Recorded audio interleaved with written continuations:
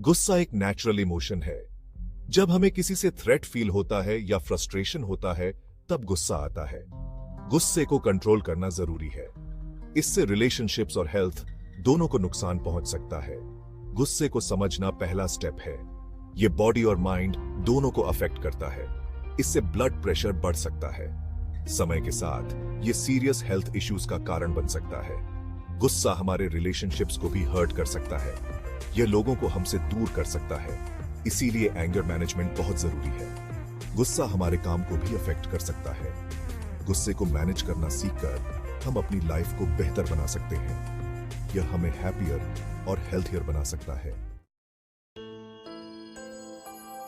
गुस्से के कई कारण होते हैं। यह अक्सर फ्रस्ट्रेशन से शुरू होता है। जब चीजें हमारे हिसाब से नहीं होती हैं, तो हमें गुस्सा आता है। ऐसा काम पर या घर पर हो सकता है।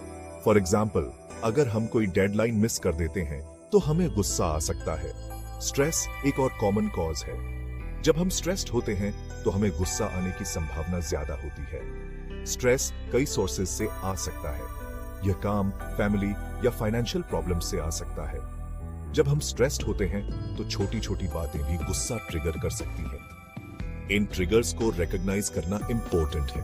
अनमेट नीड्स भी गुस्से का कारण बन सकते हैं।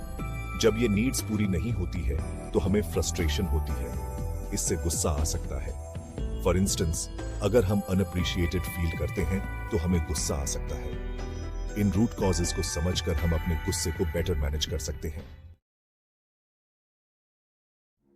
गुस्से से निपटने की शुरुआत अवेयरनेस से होती है। पहचाने कि आपको कब गुस्सा आ रहा है। अपने रेसिंग हार्ट और टेंस मसल्स जैसे साइंस को नोटिस करें। जब आप इन्हें नोटिस करें तो एक पॉज लें। यह आपको काम डाउन करने में हेल्प कर सकता है। ब्रीदिंग एक्सरसाइजेस हेल्पफुल हो सकती है। डीप ब्रेथ्स लें, स्लोली इनहेल करें और स्लोली एक्सहेल करें। यह गुस्से के फिजिकल सिम्टम्स को कम कर सकता है। यह आपको मोर क्लियरली सोचने में हेल्प कर सकता है। इसे रेगुलरली प्रैक्टिस करें। यह एक हैबिट बन सकता है। बात करना भी हेल्प कर सकता है। अपनी फीलिंग्स किसी ऐसे व्यक्ति के साथ शेयर करें जिस पर आप ट्रस्ट करते हैं। यह आपको अपने गुस्से को प्रोसेस करने में हेल्प कर सकता है। एक और प्रैक्टिकल स्टेप है एक हेल्थी आउटलेट खोजना, जैसे एक्सरसाइज।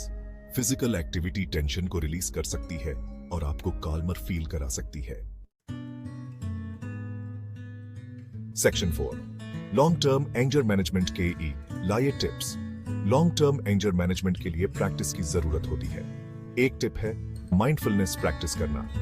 अपने थॉट्स और फीलिंग्स के प्रति अवेयर रहें। यह आपको रिएक्ट करने के बजाय रिस्पॉन्ड करने में हेल्प करता है। रोजाना मेडिटेट करें। यह आपके मूड को इंप्रूव करता है।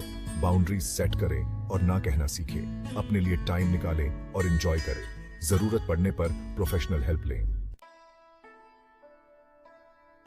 Section 5, cultural context. अलग अलग कल्चर्स में गुस्सा यूनिवर्सल है, लेकिन हम इसे कैसे एक्सप्रेस करते हैं यह अलग अलग हो सकता है। अलग अलग कल्चर्स के अलग अलग नॉर्म्स होते हैं। कुछ कल्चर्स में गुस्से को एक्सप्रेस करना ज्यादा एक्सेप्टेबल होता है। दूसरों में इसे डिस्करेज किया जाता है।